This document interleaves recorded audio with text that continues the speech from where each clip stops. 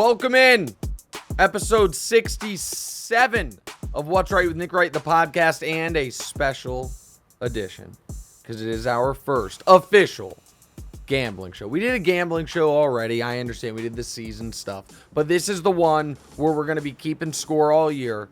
We're going to have weekly standings. Here's how it's going to work. Let me just tell you guys a little bit about my process. The process that has led me to, in the last 3 years, not only have 2 winning seasons, one season where documented 61.5% against the spread. About as good as you're going to find anywhere in the country. 1 year where I was 56.5% against the spread. That's profitable. And 1 year where I lost my ass. But doesn't matter. Process is this. You look at the whole slate of games. And we put them all into 4 buckets. One bucket is perfectly priced. What does that mean? It means I look at the line and say, they got that exactly right. So why would I bet that one? It means just a coin flip. It means the market got it. One bucket, the stay away bucket. What is a stay away bucket? That's the weather could be a factor. That, you know what I mean, is too much of a factor. They're starting an unknown player at a key position, and there's too much. A coach just got fired. There's something that makes me say, don't want to put my money on that. Okay. Another bucket, the be careful bucket, okay? That's the, oh my goodness, this line looks too good to be true. That's the, you see the tweet, 82% of bets have been on this side. Be careful, America. There's no free money. And once you've separated the wheat from the chaff, as they say. I think that's what they say. What you're left off with is the games you want to pick. And I forced myself. Sometimes there's not 5 games I love. I'm going to be honest. This week, only love 4. But each week, we're going to do 5. We're going to do 5 games. Also, should be known. We get our line. We're going to record these. So higher degree of difficulty. We're going to record these Thursday mornings. It's going to come out Friday. We are going to take the Fox bet lines and we are going to freeze them Wednesday evening when the Super Contest lines freeze. We're going to do that all year, and those are the lines we're going to be working from. Now, there's going to be a point in the season where we get screwed on a game, where a quarterback's a late scratch, and we're just going to have to eat it. Because there also might be a point in the season where a quarterback of the team we picked against is a late scratch. It's going to be late. So the best way to bet games is to do it Sunday morning right before kick. Or Monday night right when the lines drop before the lines change. If you think you have some good info. We're going to crush this. So that's how it's going to work. And by the way, what we're going to do for this show, and there won't be such a preamble in the shows coming forward. In our first segment of the show, we're going to tell you the games we're picking, the 5 games we're actually betting. And I'm going to put real money on these games. The games I tell you that I'm going to bet. I'm not going to tell you guys do it and not do it myself. But we're not going to tell you which side we're betting until the second segment. And then in that first segment, we're going to go through all the other 11 games of the weekend and why we're staying away from them, why we're not betting them. So, without further ado, here are the 5 games that we will be picking, and we'll tell you which side we're picking shortly. The 5 games that we are picking is Buffalo at the Rams, Cleveland at Carolina, Jacksonville at Washington, Baltimore and the Jets, New England at Miami. That's why gambling's so great. These are some of the worst games on the schedule. Jacksonville at Washington, Cleveland at Carolina, Baltimore at the Jets. Oh, but we're betting them. Okay? So those are the games we're picking. All right, Damonza, let's start with the be careful category. What's our first game in the be careful We're starting bucket? with be careful? No, let's start with the stay away category. What's our first game in the stay away bucket? First game is Pittsburgh at Cincinnati. Bengals are favored by 6.5. All right, here's why we're staying away from this one. Neither side of this bet do I feel good about. Do I really want to bet on Mitch Trubisky at any point in my life, much less week 1 of an NFL season? Of course I don't. But do I want to lay nearly a full touchdown against Mike Tomlin, TJ Watt, when the Bengals have the potential for a Super Bowl hangover. I know they've upgraded the offensive line, but it's still a point of weakness. If anything, I would expect the Bengals to try to just escape with a victory and not put Joe Burrow in harm's way week 1. Fair. So it's just a stay away. I would lean Pittsburgh, but I also would kind of want to tease it's a stay away. I would want to tease the Bengals. I would lean Pittsburgh. Stay away, not betting it. What's the next one? Okay, we got San Francisco at Chicago. Chicago is 7-point underdogs. Okay, this is a stay away because the two quarterbacks are such unknowns. Now, I know Fields played some last year, and Lance got a little bit of time last year. Right. And I'm very high on San Francisco. Right. Look like you want Yeah, I mean, you bet the Niners to win the Super Bowl. to get to the Super To get Bowl. to the Super Bowl. Yes. You don't think they can beat them by a touchdown? I think they can. However, Okay. Is this one of those unknown factor type of things that you were it's talking also 7-point home underdog. There are 9 home underdogs in week 1. You don't in the NFL want to bet a road favorite unless you're immensely confident. I'm very confident what San Francisco is going to be at the end of the year. Okay. I am not that confident what they're going to be in week 1. They're going to Chicago. Now, and here's the other reason to me there's a bit of a stay away. I feel like the whole world is going to be on the Niners in this game. No one wants to put money on the Bears. It's too many points to lay as a road team in Trey Lance's, first game as the true full-time starter. And the Bears the Bears could be, I know when I picked every game of the season, I had the Bears winning a bunch of games. I've since revised that. The Bears, some people in Chicago think they're going to be the worst team of football. It's a stay away. All right, next. All right, we got the Giants at Tennessee. The Titans are favored by 5.5 points. Okay.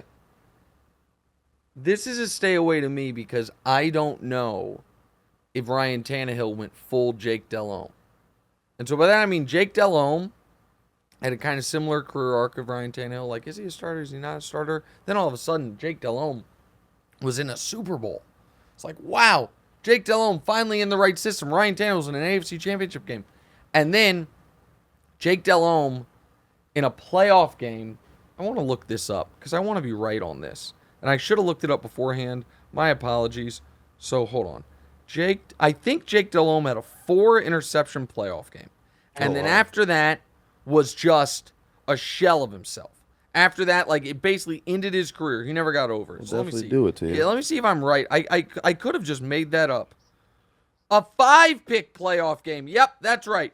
So 2008. God, sometimes, can I just tell you something? I know that nobody likes this. I sound like such an asshole. Yeah, go ahead. I am really impressed by myself sometimes. Yeah. As 13 and a half years ago, a random Panthers-Cardinals playoff game. The truest story. And I just vaguely remembered that Jake Delhomme, I was like, and so, now let me see if I'm right about what it did to him the rest of his career. So that was in the 2008 season. Jake Delhomme after that. So Jake Delhomme in 2008, this team was 12-4. He had a 85 passer rating. It was like a decent quarterback, right? Ends that year with a 5-pick game. The next season, the rest of his NFL career, by the way, which only went another 16 starts, the rest of his career, he had 11 touchdowns, 25 interceptions, and a passer rating of 62. The playoff game broke it. So why am I bringing this up?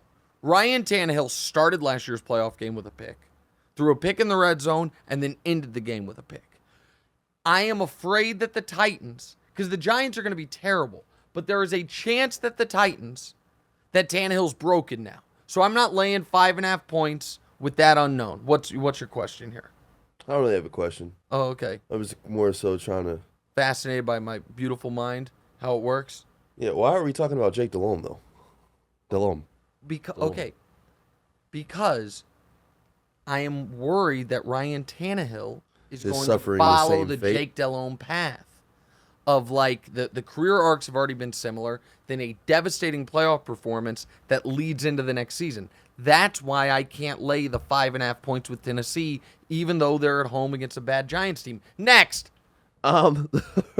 Raiders at the Chargers. Chargers are favored by 3.5 points. Yeah, this is stay away. At 3, I'd probably lay it. Here's the other reason to stay away from me. The Chargers do not. I know it's in Los Angeles for the Chargers. Okay. It's going to be a Raider home game. Chargers have no fans. Raiders have fans in LA, and they'll travel. So I'm concerned about that. Perfect example of one of those little, you added a key to each subject. I feel like that applied directly. What do you mean? Like, I mean, how you said the Chargers don't have any fans. The fans are going to be Raider very fans, close. Right. Even though they're close in Vegas, and the Raiders just play in LA. Right. They have a bigger fan base there. The Chargers just play in San Diego. They don't have fan base in LA. And so why are the Chargers favored by 3.5? Because they're getting the 3 points for home field. Right. But I don't think it's really worth 3 points against the Raiders particularly. However, I think the Chargers are awesome, so I'm just staying away. Okay. So I'm staying away. All right, now to the Be Careful group. And what you're going to see in the Be Careful group is our fear of home underdogs. Our fear of betting road favorites. We'll explain. Go ahead. What's the first one? New Orleans at Atlanta. Atlanta is 5.5 point underdogs. Yeah, so here's why it's Be Careful. Because here's a test. Try to find one person in your friend group that's like, hey, I'm big on the Falcons this week. You're not gonna find anyone betting the Falcons. Not a single person. Marcus Mariota, maybe the worst team in the league. You're with New Orleans. You're laying less than a touchdown. People like New Orleans this year for reasons I don't totally understand. They are begging. They're setting at 5.5, not even at 6. They're begging you to bet New Orleans. I'm not betting. I'm not laying 5.5 points with Jameis Winston on the road, and I'm also not betting the Falcons getting less than a touchdown. They are daring you to bet New Orleans. Be careful. Next. All right. Green Bay at Minnesota. Minnesota is a point and a half underdog. Sorry. All right. Again, they are daring you to bet the Packers. You get the Packers basically in a pick'em. Do you think the Packers are better than the Vikings? Of course. Right. Do the Packers win 13 games every year with Matt LaFleur's there? Yeah, of course. Do the Packers have the best regular season quarterback in football they have the last 2 years? And we're laying less than a field goal? Less than 2? And they are daring you. Vegas is telling you. This, by the way, makes me think that Minnesota's going to win that game. Because they are That's crazy. They are daring you to bet the Vikings. They are begging you to bet the Packers. And again, if someone was like, Nick, you have to bet that game, you know what I'd do? I'd bet the Packers. I'm laying less than a point and laying 1.5. So that's why this category exists. Because it's very hard. When you're making your picks, you want to go to what looks the best. But what looks the best very often is a trap. Right. All right, next. Too good to be true. Tampa Bay at Dallas. Dallas 2.5 point underdogs. Yeah. So this is another one. So the Bucs have the second best Super Bowl odds, playing a Cowboys team that's totally banged up, and they're laying less than a field goal. You have like the public, America's team, people like betting the Cowboys, but everyone loves Brady.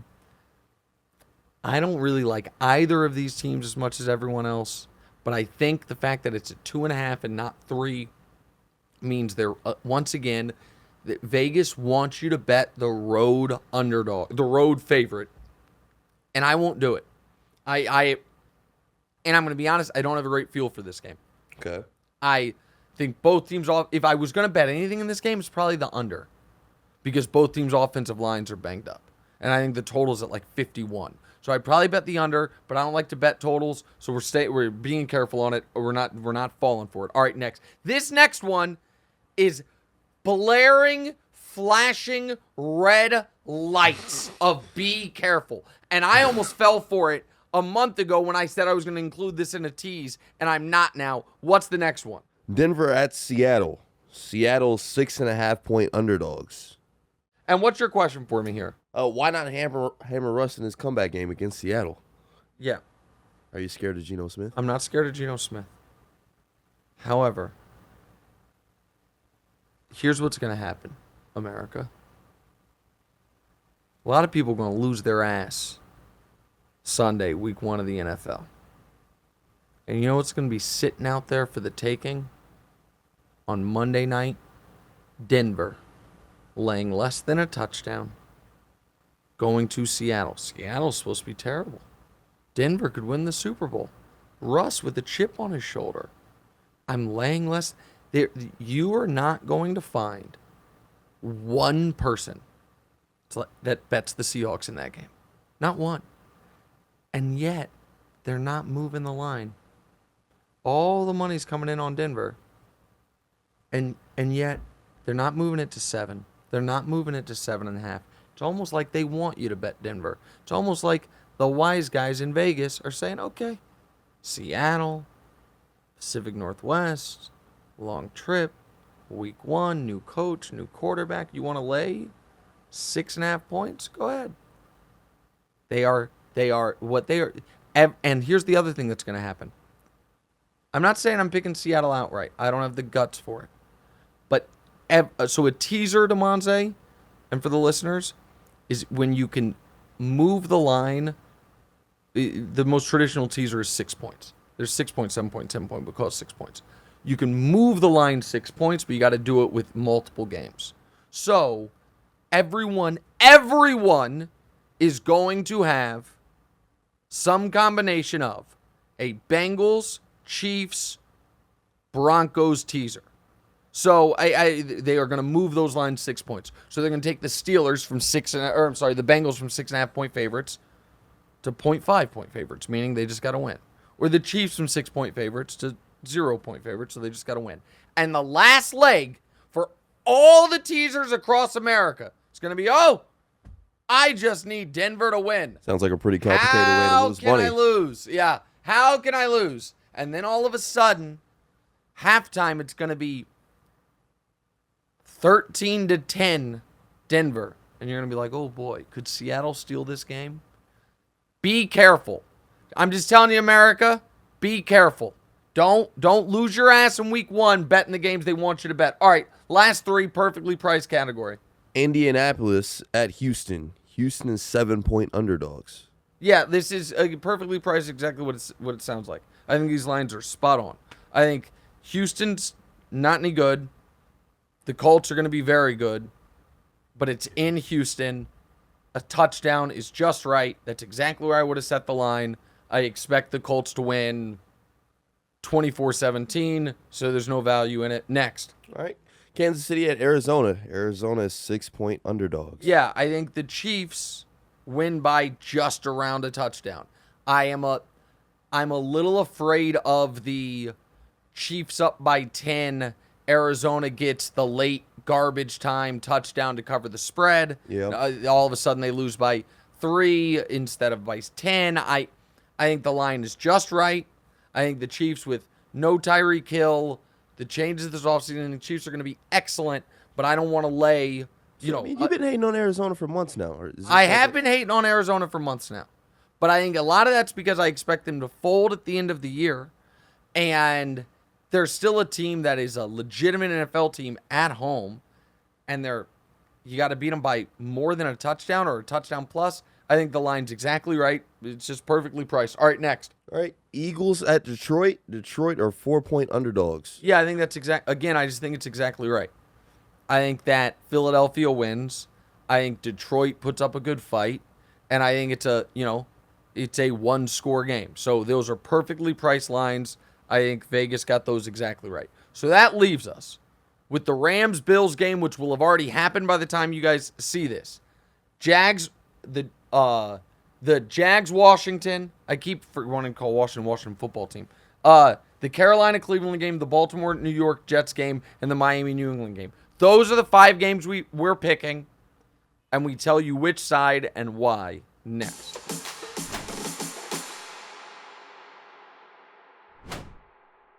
All right, welcome back in. What's Right with Nick Wright?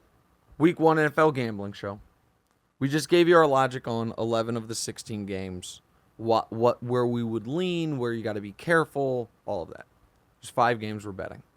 One of them happens tonight, which means it actually happened last night for you guys. That is the Buffalo Bills visiting the Los Angeles Rams.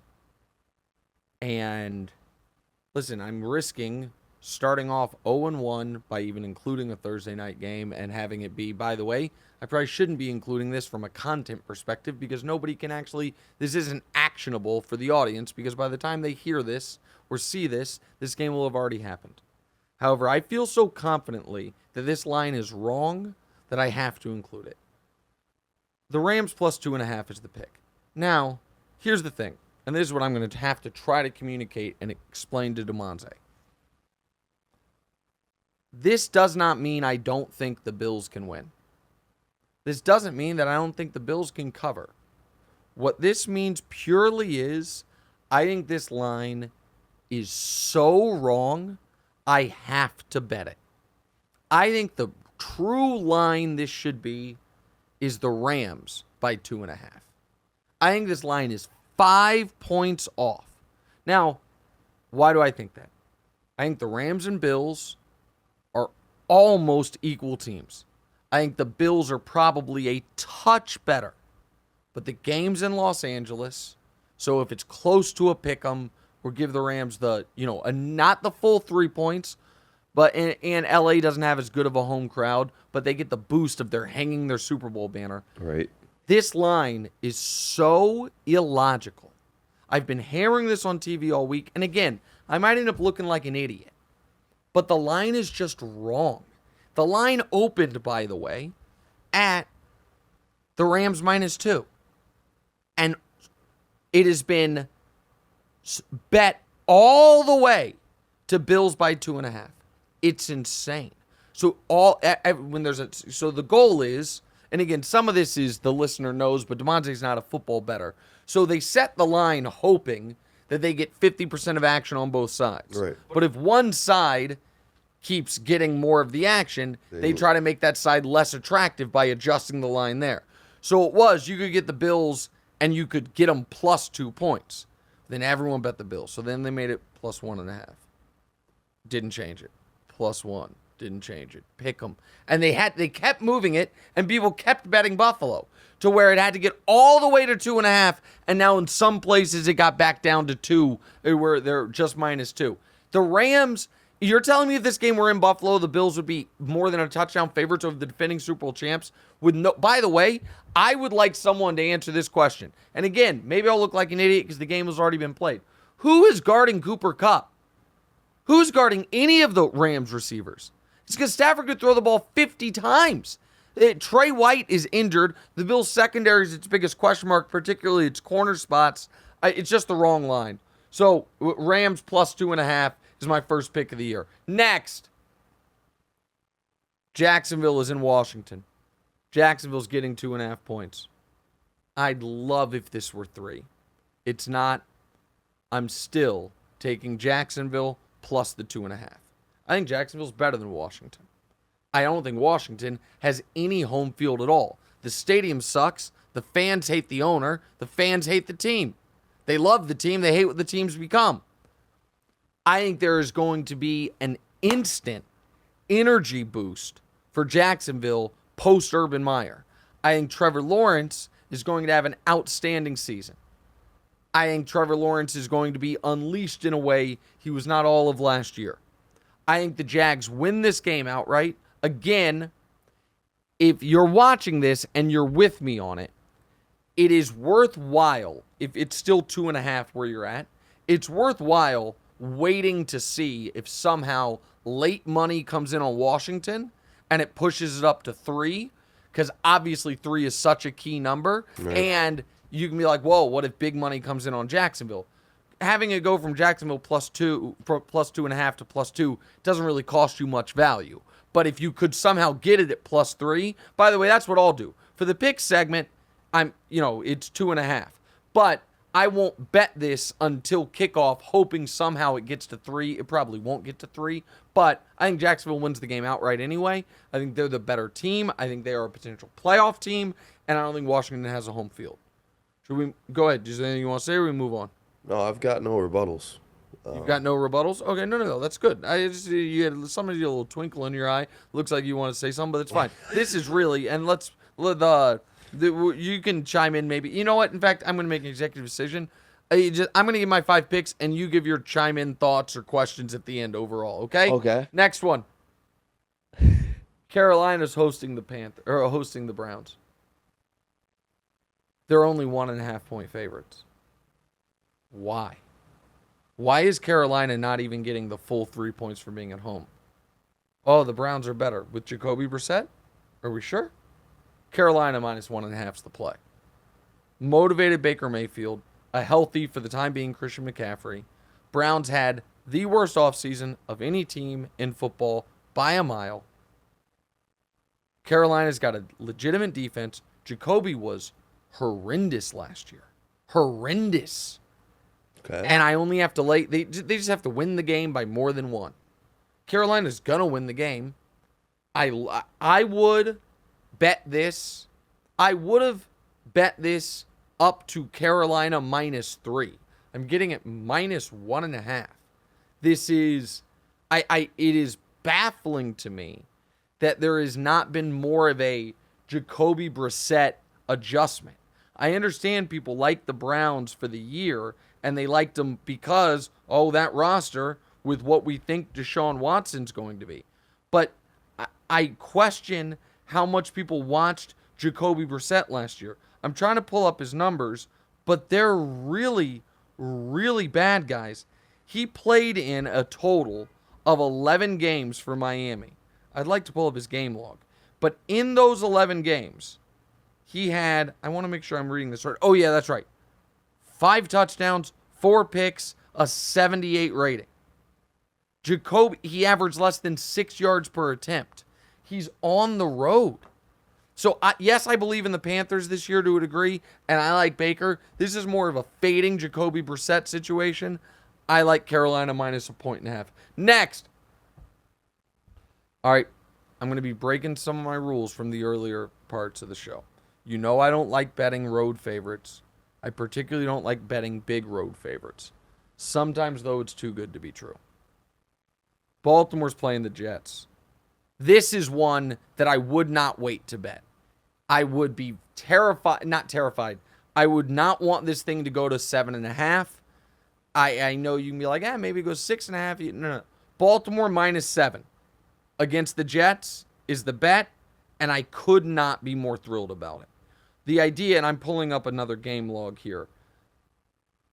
The idea that we are getting the opportunity once again to bet against Joe Flacco is such a treat, the likes of which I thought was over in my life. I did not think I thought the days of betting against Joe Flacco were long gone, but they're not.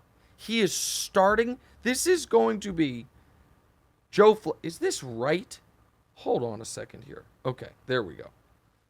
Joe Flacco last year, and this started when he started against Miami on the TV show. My 3 bets for the week were Miami first quarter, Miami first half, Miami game, because I thought it was going to be the last time in my life that I got an opportunity to bet against Joe Flacco. And if I remember correctly, I won the game, I won something else. What cost me in that game, I'm looking it up now, was a Jason Meyer missed field goal on the final play. Jason Sanders, by the way, just real quick. I needed Miami to be leading by 2 at halftime in that game. Then I'll explain the logic in this game. They got the ball to the 15-yard line in a 7-7 game with 15 seconds left in the first half. Jason Sanders, one of the best kickers in the league, who I don't think had missed a field goal all year, then gacks a 32-yard field goal, and I don't win that bet. But I won the rest of them. I think I bet Miami money line, Miami game, and Miami first half. Baltimore's defense is going to be excellent. Baltimore's running game is going to be unstoppable. The Jets are a mess. Baltimore is a team similar to Buffalo that against bad teams, I expect them to blow the doors off of them. This game has 21-3 at halftime written all over it. Typically, I don't love betting road favorites. I really don't love betting big road favorites. I will make the exception here. You have maybe the worst team in the AFC starting a decrepit old quarterback who has no business being a week 1 starter in 2022 against a Baltimore team that is going to be outstanding. Baltimore -7. All right, last game. Remember how I said there were 4 games I liked? Those were the 4. I have my least level of confidence on this game because of the half point. Miami -3.5 at home against New England is the pick.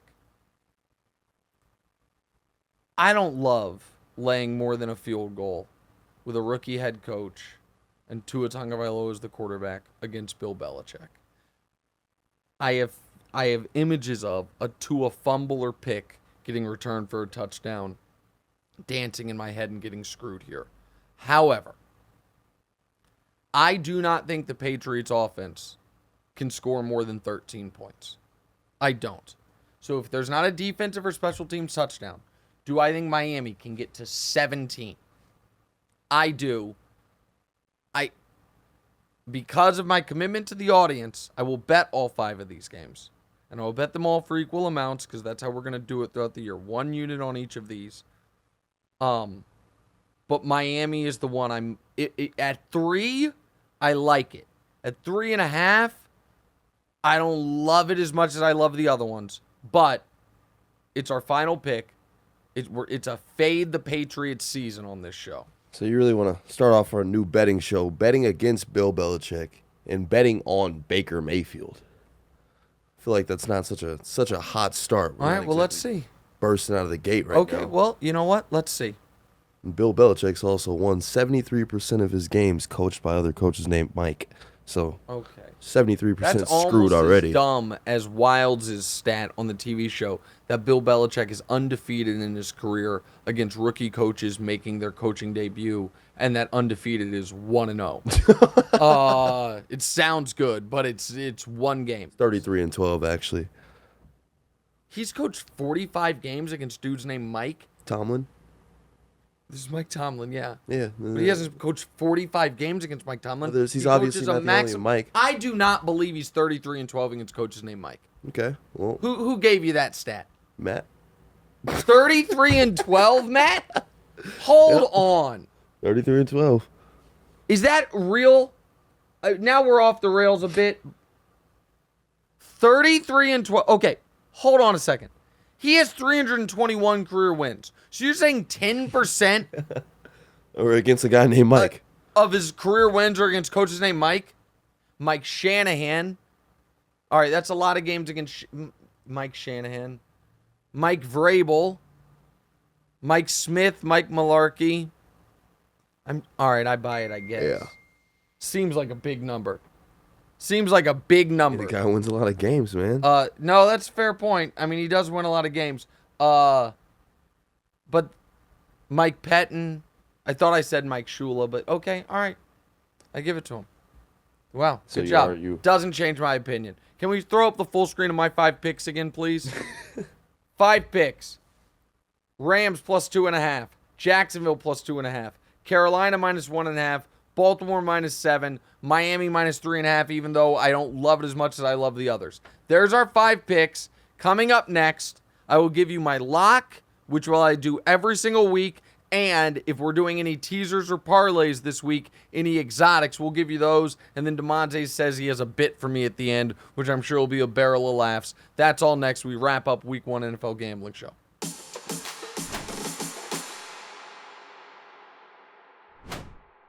Welcome back in. Time now for the lock of the week. I didn't even mention this. I will give you one survivor pool pick each week. Damonza, you know what survivor pool is? No. Okay. So this, you know what? You're in one. I got one for you. Okay, survivor pools are it sounds very simple, and they're incredibly fun. All you have to do every single week is pick one team to win. No point spread. That's the entirety of it.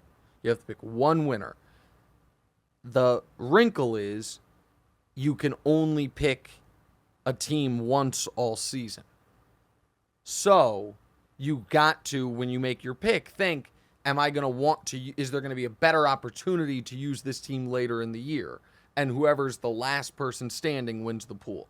Whoever, so if you get it wrong once, you're out. And so they have to keep winning consecutive games. No. Each week you pick a different team. Oh, okay. But the point is like, let's say there's a let's say not you, but someone believes the Bills, like a lot of people do, are a juggernaut. You can't pick the Bills every single week. You can only pick a team once all year. Oh, so okay. The wrinkle to it is like you want to find a spot where there's a mediocre team, usually at home, against an awful team. Pick them, right? Use them there. Save the great teams for whatever. Right. The other strategy with survivor pools is this: how big is your pool? So I'm in a pool that I'll say it, I don't care, over 10,000 people in it. Okay. The payout is, for you, life-changing. For me, be nice. But in a pool that size, there's a strategy of you actually don't want to pick the huge favorite Colts hosting the Texans, later in the year, the 11-point favorites. That's always my strategy in giant pools, because the only way that a giant pool is going to end up with just one winner and not it being split 100 different ways because 100 people want it is if a few of those giant favorites lose. So you want to avoid the teams that in a giant pool that 30% of the pool's going to have. Picking. You know what I mean? That way you can be and it's more fun to root for those upsets. And right. You're alive. In a small pool, you don't do any of that. You just try to survive in advance. So we'll do all that. Okay. Lock of the week's very simple, and it's actually also my survivor pick. I really believe the Ravens are going to be awesome this year. I also really... Why is that still the picture of me? Fox still uses that picture of me when I was slightly overweight and bald head. Slightly overweight? Yeah. It was just a terrible picture of me. Great picture of Damonza. Yeah. But week one, we're all in on fading Flacco. Okay. Our lock is Baltimore -7. Our survivor pick is Baltimore against the Jets.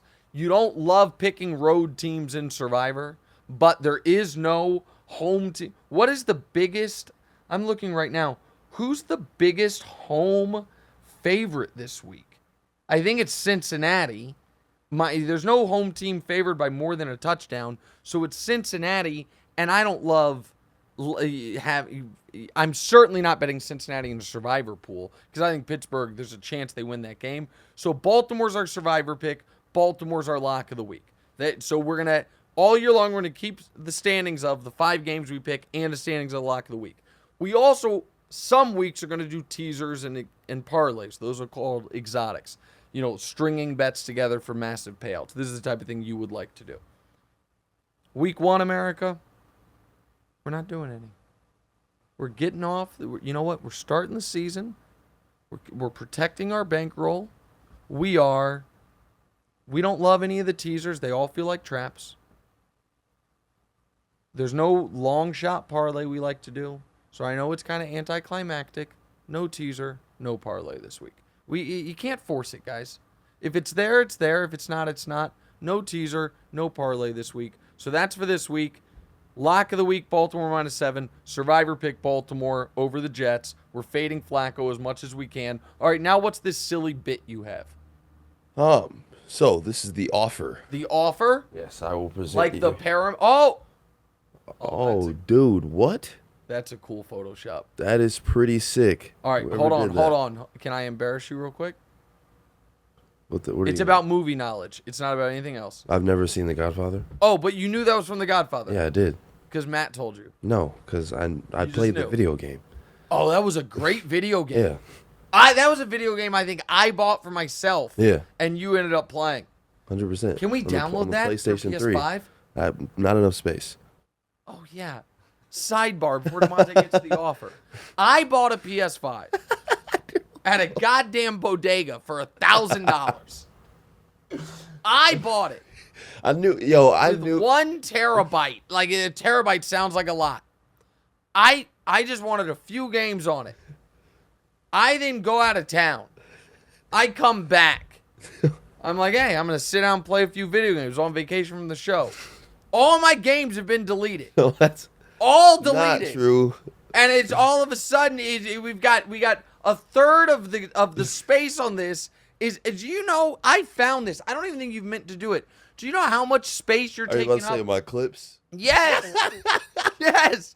It's not even just games. It's not like, oh, Damonza's downloaded a bunch of games for the PlayStation. There's some. Go ahead. And by the way, once again, go back to an archived one of the original What's Right one of our favorite clips is back when you could just play a game by playing a game. You didn't have to download it, put the disc in, and it plays. The thing is a better time. Set that aside. But I'm like, why? How on earth is all this space taken up? And it's because Damonza's got a goddamn highlight reel.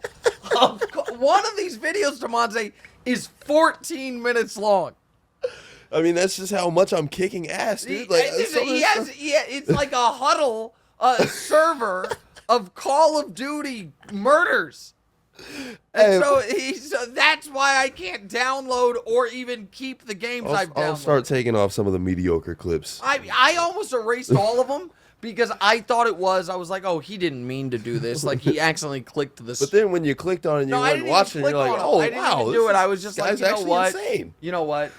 I don't want Damonza to come up and be like, did you erase the videos? Like, and this is how it would go. I'd be like, yeah, I did. I'd be like, all right, man. Like, why? What's wrong? And I just, in my head, I was like, no, I was going to submit them in, like, a contest. And I was going to be like, oh, man, I screwed him. Like, this is going to be, I really thought it was possible. Personal use. But, okay, all right. Okay, all right. So what's the offer? My offer, I love that graphic once again.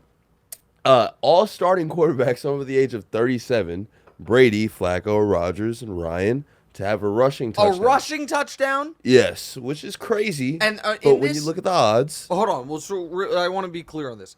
Are you guys just making these up, or is this an actionable wager you can make? It might... Like, is this a real... Are the odds real? It might be actually... Yes. Yeah, those are actually on Fox Bet. Okay. So you can do them on Fox Bet. Okay, so this is a real bet. It's not something but it's random. Like no, I get that. I'm not saying did you bet it. I'm saying you didn't just make up the numbers. Right. What are the odds that those 4 quarterbacks, Brady, Flacco, Rodgers, and Ryan, all have a rushing touchdown? For those 4, you bet 100, you win about $750,000. But it's plus 750,000. Yes, with 100. Not enough. Go ahead. Not enough. Not enough. Okay. With only Rodgers and Brady, you bet 100, you get about $5,500. So it's plus 5,500 there. Yeah. I don't hate the Rodgers and Brady one. Okay. I despise the other one. Even not believing in Flacco like that. No, it's just the odds that all 4 of them do it are almost. It's folks. There's gonna be like but it pays out. Take this as the final. I'm not going to take any of these bets, by the way. Okay. But sweet. Take this as the final lesson of the first What's Right show. Losing bets pay 0. Just remind yourself that before you type in hey, here this 30 cents can turn into $600,000. There's a reason. Because losing bets pay 0. All right, cool, Vegas. You got 30 cents. Whoop-de-doo. Okay. I'm just telling you, losing bets pay 0. And that plus $750,000 that the 4 oldest quarterbacks in the league are going to get rushing touchdowns. Hey, man. By that logic, though, losing bets pay nothing. But if I just keep playing these small one-off bets week by week, when it finally does pay off, it paid off, and I got a profit. Yeah. Or it never pays off and you lost. But it's gonna pay off. It's bound to pay off one time. A 750,000. Okay, I just want you to understand that. That is the odds of that. I get it. They're very slim. 7,500 to 1. So when you say it's bound to pay off, 7,500 to 1 is bound to pay off. Like the odds are in your favor that it happens at least once you do it more than 3,000 times. So that's why, okay, listen, I don't want to end the show on a down note. I have to go do television. Folks, gamble safely. Don't bet any amount you can't afford to lose. This is supposed to enhance the enjoyment of the games, not give you nightmares at night, not keep you up at night. I say that for someone from a lot of experience with a lot of gambling highs and a lot of gambling lows. I'm just trying to get my new apartment in Los Angeles is all. Trying to think of the best way to do it. I feel like this is definitely a nice get rich quick scheme that'll definitely pay out after maybe like week 4. Okay. Well, you know, there is a part of Damonza's ability throughout life to just kind of dance through the raindrops that I could see him being the guy who is like, hey, second bet of my life, paid 80 to 1 and hit it. I could see that.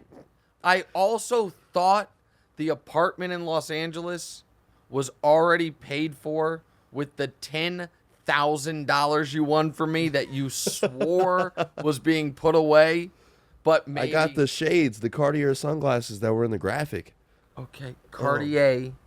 Okay, let's just end it on Damonza. Maybe we should start a GoFundMe for my Fox Bet account. Spending his apartment money on designer sunglasses that he pronounced Cartier. Let's just end. I did not just say Cartier. What did you say? I said Cartier. Check the tape. Listen, I know we got a quick turnaround on this. If we could just end the show with Damonza's solo pronunciation of that, that would be wonderful. I got the shades, the Cartier sunglasses, the Cartier sunglasses, the Cartier sunglasses. I'll talk to you guys on Tuesday. I'll see you on TV on Monday. Good luck this weekend.